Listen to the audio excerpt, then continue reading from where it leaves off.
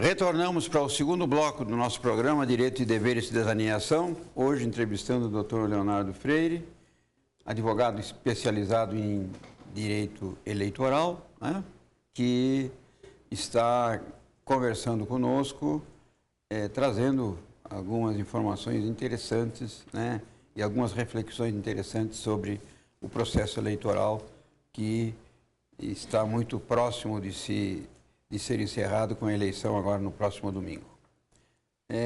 Leonardo, diga uma coisa para nós. A cidade está efervescendo aí com pesquisas, né? Cada dia tem uma pesquisa nova. E eu vi essa semana, agora que se encerrou, uma história de que um determinado candidato fez a divulgação de uma pesquisa que não seria uma pesquisa verdadeira. Tanto que o Instituto de Pesquisa que teria sido responsável por ela, imediatamente foi à delegacia de polícia e registrou um BO. Esse BO está no Face, público, né? Está todo mundo sabendo disso. Como é que funciona a questão da pesquisa? Quando é que ela pode ser realizada? Qualquer um pode sair divulgando pesquisa, principalmente no Face, que parece que é um mundo sem lei. Como é que funciona isso aí? As pesquisas eleitorais, elas estão disciplinadas na lei das eleições e ela precisa ser registrada na Justiça Eleitoral. Né? Antes de começar? Antes de começar a fazer a pesquisa, você divulga todos os parâmetros de como vai ser feita a pesquisa. Metodologia. A metodologia, quantas pessoas serão entrevistadas, em quais regiões da cidade. E essas informações todas são disponibilizadas a todos os interessados, que têm a possibilidade de impugnar, né, os parâmetros, porque é evidente que se você faz uma pesquisa situando lá as entrevistas numa determinada região da cidade, você pode favorecer um candidato e aí o resultado da pesquisa acaba sendo distorcido. Uma coisa importante da gente desmistificar é que a pesquisa sempre está a favor de um ou de outro candidato. Né? Eu acredito muito nas pesquisas eleitorais porque são científicas. Né? O Instituto vive de credibilidade. É claro que existem aqueles institutos que são picaretas, mas, em geral, as pesquisas são confiáveis ou deveriam ser confiáveis. E retratam um momento. Porque, né? são feitas com ciência, são feitas com seriedade. Com técnica, com seriedade, teoricamente com seriedade. Né? Essa pesquisa que você menciona aí, que está sendo divulgada no Facebook, a primeira coisa, quando eu vou olhar o resultado de uma pesquisa, eu olho lá qual que é o número do registro da pesquisa. Tá? E aí eu vou lá no site da Justiça Eleitoral para saber se essa pesquisa está registrada mesmo ou não. No primeiro momento, quando eu olhei, eu achei que até que fosse uma pesquisa séria, até porque o candidato que estava divulgando estava atrás. Né? O sujeito não tem interesse em divulgar uma pesquisa fajuta, né, se ele está 9 pontos atrás do adversário. Mas aí, mesmo assim, eu fui lá com a minha curiosidade e reparei que o número da pesquisa que está sendo divulgada se refere a uma pesquisa do primeiro turno e os números não tem nada a ver. Essa divulgação de pesquisa, dessa pesquisa que não existe, essa pesquisa fraudulenta, é considerada uma fraude eleitoral e pode impor à pessoa que está divulgando, tá, multa de até R$106 mil. Então, aquela pessoa que pega aquele post no Facebook, né, compartilha, achando que não está praticando nenhum tipo de crime, ou até achando que aquilo ali é verdade, mas não pesquisando a fonte, ele pode sofrer uma multa que vai de 53 a 106 mil reais. Né? Reparem, isso eu acho que é muito importante que o telespectador preste atenção. Quando você vai, quando essas pesquisas são divulgadas, né, tem aquela cúpula da campanha, né, e tem os operadores, digamos assim, as pessoas que fazem, os militantes que fazem a campanha funcionar. Que o povo chama dos puxa-saco. Faz a campanha funcionar efetivamente. Né? Se a cúpula, que sabe das consequências dessa divulgação irregular, não está divulgando a pesquisa, tome cuidado porque essa pesquisa não deve ser séria. Né? Normalmente o que se faz você espalha isso daí, você viraliza isso daí entre as pessoas que não sabem as consequências. Né? A pessoa vai, assume essa responsabilidade, vai pagar do bolso depois a multa de, 106 mil, de até 106 mil reais e aí a cúpula da campanha acaba não fazendo isso. Quer dizer, se utiliza da boa-fé das pessoas, se utiliza da falta de conhecimento dos apoiadores, né, para esse tipo de divulgação fraudulenta. E nós temos já antecedentes julgados pelo Poder Judiciário de que quem compartilha alguma coisa que não é adequada responde pelo compartilhamento. Porque no caso da propaganda... E tem gente que acha que é só compartilhar. Só clicar, né? É só clicar. No caso específico da propaganda eleitoral, a responsabilidade é absoluta de quem faz o compartilhamento, né? Porque essa pessoa que compartilha que dissemina, né, a propaganda ou a pesquisa, ou seja lá o que for, né? Que dá conhecimento à sua rede de contatos. Porque enquanto você está olhando na rede de contatos do outro, não faz diferença porque não atinge a sua rede, né? Mas a partir do momento que você faz algum tipo de comentário, que você compartilha, né, principalmente o compartilhamento, aí atinge a sua rede de contatos. Aí é você, né, dando credibilidade àquela informação.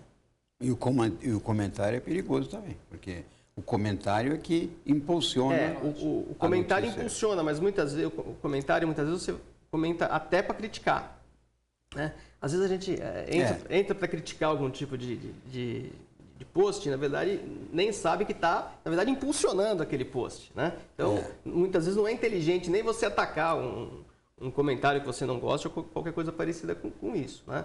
Mas o comentário realmente aumenta o alcance, mas não está dando a sua chancela, né, para aquele documento. O compartilhamento não. O compartilhamento é a sua credibilidade naquela fotografia que você está passando para frente. O Facebook parece que é terra de ninguém, mas a justiça está... né? É terra de ninguém, mas nem tanto assim. Pois é. Veja só, para quem acha que dinheiro não é problema, e para alguns a gente sabe que não é problema mesmo, né? Pagar os 106 mil reais, pagar 53 mil reais, não é... Exatamente, não é o que vai fazer diferença. Mas para aquela pessoa que não sabe o que está acontecendo e simplesmente aperta o compartilhar, porque acreditar, gente, o cara pode acreditar no A ou no B, no azul ou no vermelho, na esquerda ou na direita, e de acordo com as convicções que tem, de acordo com a formação que tem. E você não pode criticar simplesmente porque acredita numa coisa diferente do que você acredita, né? Mas essa pessoa muitas vezes é utilizada, né? Ela é usada como massa de manobra e aí fica com as consequências. Aí o cara recebe uma multa da Justiça Eleitoral e fala assim, não gosto de política, nunca mais me meto na política. Você se meteu com as pessoas erradas, esse é o problema. Não tomou as cautelas. Léo, eu vou aproveitar um pouquinho esse assunto, esse gancho que a gente está tratando aqui, falando do mesmo assunto e num outro enfoque. Eu, pessoalmente, tenho acompanhado, tenho certeza que o nosso telespectador também, tem acompanhado muitas notícias, muitos jornais, e é interessante que, assim, as coisas acontecem, às vezes não se dá a importância naquele momento, e num segundo momento, aquilo parece que explode, aquilo bomba, como se fosse uma notícia. Mas, na verdade, se utilizam de notícias, às vezes de uma maneira truncada ou de uma maneira a fazer parecer uma outra coisa. E quando, na verdade, a ideia disso é uma propaganda negativa sobre esse ou aquele candidato. Fala um pouquinho para a gente sobre isso, até para que o nosso telespectador desenvolva um senso crítico mais apurado, porque às vezes ele recebe aquilo e ele está sendo manipulado, né? O nosso país não admite censura à imprensa ou censura a qualquer tipo de liberdade de opinião e de expressão, né? Mas o que a gente tem que entender e tem que conseguir separar é que, às vezes, essa liberdade é utilizada para fins ilegais, para fins ilícitos, para fins de propaganda irregular, né? Então, se você estampa na capa de um jornal que, por exemplo, um candidato é melhor do que o outro, né, ou que o candidato é pior do que o outro, você está entrando na esfera da propaganda eleitoral, né, que é a exaltação das qualidades de um e a diminuição das qualidades do outro. A finalidade não é informação. Exatamente. E aí, eu acho que o grande problema é quando você tem opinião disfarçada de notícia. Porque se você tem opinião, abertamente você fala se eu sou a favor do candidato A ou sou a favor do candidato B. Ponto final, a sua posição está definida. Agora, quando você fala assim, eu não pendo nem para um lado nem para o outro, mas eu acho que esse é ladrão e que o outro é honesto, né? Aí você está fazendo de conta que é notícia, ou você coloca lá uma notícia, né? Fulano de tal está envolvido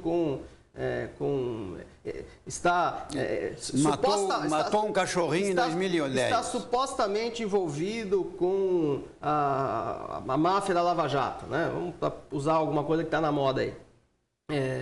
E aí você vê que isso tudo, na verdade, é para degradar o candidato, que não tem nenhum fundo de verdade, não é o assunto do momento, não é? Isso é um problema. Né? E outros elementos que você tem que analisar também. Aquele jornal que sempre é vendido, né? E que na semana da campanha, na semana da eleição, ele começa a ser distribuído gratuitamente no farol. E às vezes distribuído no farol pela pessoa que está com a bandeira do candidato. É mesmo? Então isso daí, o que acontece? E podem esperar que essa semana deve ter aí pesquisa eleitoral nova, sendo distribuída, estampada na capa do jornal, denúncias ou requentamento de denúncias sendo distribuída nos faróis, jornal que antes era vendido e que depois começa... E eu vi uma coisa muito interessante, um jornal que é pela internet, impresso sendo distribuído. São aqueles fenômenos de eleição. É um jornal que de online virou papel na semana da eleição. As pessoas não têm escrúpulo. Como há uma limitação para os gastos e para o material de campanha propriamente dita, e o material de campanha não tem a credibilidade que tem um jornal, as pessoas ainda acreditam muito no que está no jornal. Eu vi no jornal. Eu vi no jornal que o fulano não presta, eu vi no fulano que o fulano vai ser preso, eu vi no jornal que o fulano não é mais candidato. Né? Então, como ainda existe muito isso, os candidatos acabam se aproveitando, né, nas retas finais, principalmente, porque aí não dá tempo de você reverter. Né? E para isso serve a ação de investigação judicial eleitoral. Quando você abusa nessa reta final, né, de uma maneira capaz de desequilibrar o pleito, e aí você vai continuar brigando em 2017, 2018, mas o sujeito provavelmente vai perder o mandato, vai perder o registro. Né? Mas é uma briga a mais. Né? O que seria interessante é que o eleitor tivesse vacinado contra isso, né? E não acreditasse nesses contos da carochinha que são contados. Eu acho que é por isso que muitas vezes, no município A, B, C, o estado, enfim, a gente vê um resultado de eleição e a gente fala assim, gente, eu não acredito que esta pessoa ou aquela pessoa foi eleita, foi reeleita, enfim. E muitas vezes a gente não acredita, mas as pessoas que ajudaram a eleger ou reeleger, elas tiveram como base esse tipo de notícia e aí fica justificado. Quer dizer, o porquê que aquela pessoa que de repente não merecia foi eleita ou reeleita. Porque disseminaram uma informação negativa contra ela e a pessoa menos avisada é como você disse, não, mas eu vi no jornal. Eu até guardei o jornal, como se o jornal fosse... E deveria ser, prova, muitos são, né? Como o jornal fosse a prova dos autos. Sim, né? É muito sério isso que você está colocando. Agora, isso tem um outro fenômeno ainda com relação aos jornais, né? Porque o sujeito pega, ele imprime um jornal, né? Como foi dito, é um jornal que nem era impresso, que era só um jornal pela internet. Mas como aquele jornal não tem efetivamente alcance, o sujeito fotografa o jornal impresso e põe no Facebook. Aí tem alcance, porque aí ele patrocina. Gente, que coisa louca. Você olha lá, link patrocinado. Né? O patrocínio pode ir de R$1 a R$1 milhão. Você não sabe qual é o alcance daquilo. Mas quando você coloca no jornal uma propaganda negativa de um candidato, uma notícia, uma propaganda disfarçada de notícia e dissemina... Aí você está entrando na esfera do abuso dos meios de comunicação, no abuso do poder econômico e por aí vai. Tem a impressão que é um vale tudo, né? É o que a gente tem visto. Bom, é uma pena porque o programa eu tinha outras questões para conversar e, na verdade, as questões são importantes nesse momento, né? Porque nós temos aí a véspera de uma semana da eleição. Mas, certamente, até o final do ano, nós vamos trazer o Leonardo de novo para aí fazer uma análise do que restou, né? E uma reflexão do que precisa mudar para as próximas eleições. Eu estou imaginando o seguinte, se continuar do jeito que está, cada vez mais o eleitor vai ficar desacreditado, né? Porque a gente é muito passível de influências, manipulações que não são boas para a cidadania. Eu vou voltar né? Só naquela primeira questão, para deixar claro o seguinte, quando você limita o gasto ou você limita a arrecadação por pessoas jurídicas, por exemplo, você favorece a eleição do candidato rico, né? O candidato rico que tem patrimônio para colocar na eleição, ele investe nele mesmo. E esse que investe nele mesmo, ele tem o compromisso só com ele e com os interesses dele, né? Ele não precisa... É evidente que o ideal não é que você pegue dinheiro da empresa para dever favor para a empresa. Mas essa pessoa que pega do dele e coloca, ele deve para ele mesmo e ele vai fazer de tudo para recuperar isso daí. Muito bem. Rosana, já estão nos avisando que o tempo já era, né? Infelizmente. Uma pena. Eu, particularmente, agradeço a tua companhia, agradeço o Leonardo pela presença e ao nosso telespectador por permitir que, mais uma vez, a gente possa transmitir, né, essas informações tão importantes para a formação da cidadania. Bom, ao nosso telespectador, meu muito obrigado.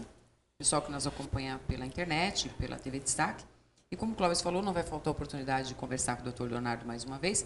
Até porque, como a gente comentou agora, a eleição não acaba no dia da votação.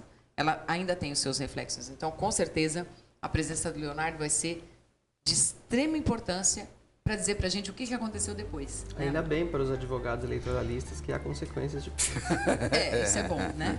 Leonardo, muito obrigada, tá? Mais uma vez, por trazer tanta informação importante para o nosso telespectador. Eu que agradeço, estamos sempre à disposição. Muito bem.